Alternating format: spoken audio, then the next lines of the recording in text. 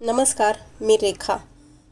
आज बघूयात, अचानक पाहुणे घरात आले आणि भाजीपाला नाही आहे। घरातील साहित्यात होणारी भज्याची आमटी, त्यासाठी कोथिंबीर, खोबऱ्याचे काप करून घेतलेत, लसूण, मिरची, कांदा उभा किंवा बारीक करून घेतला तरी चालेल। मसाला कढईमध्ये भाजून घेऊ।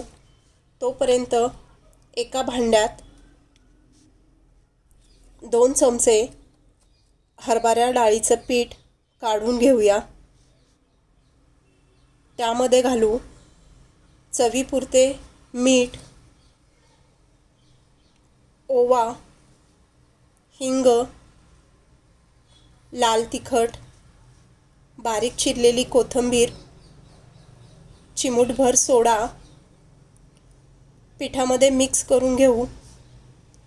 त्यामध्ये अगदी थोडंसं पाणी घालून पीठ मळून घेऊ।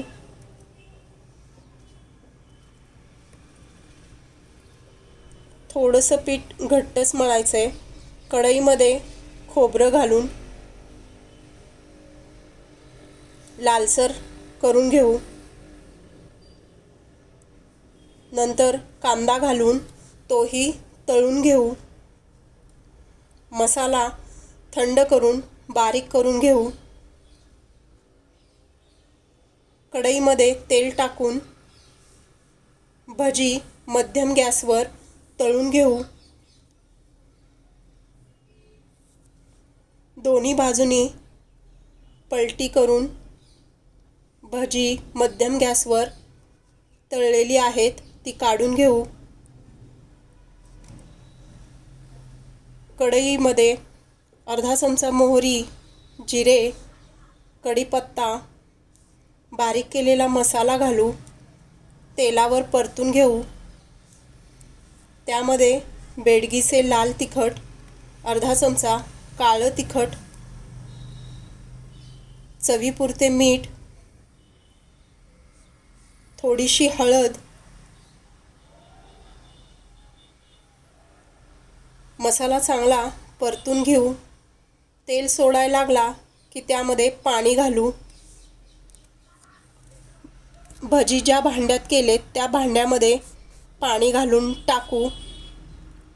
मिक्सरच्या भांड्यात पाणी घालून तेही पाणी भाजीला घालू। भाजीला घट्टपणा येईल। छान उकळी काढू भाजीला।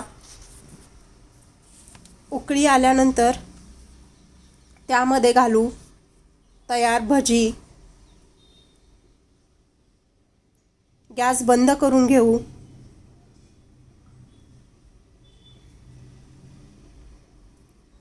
कोथिंबीर घालू। तयार आहे आपली भज्याची आमटी। गरम गरम खायला घेऊ। व्हिडिओ आवडला लाईक, शेअर आणि सबस्क्राईब करा। कमेंटमध्ये सांगा कसा झाला आहे। जास्त वेळ भाजीत घालून ठेवू नका, लगेच खायला घ्या।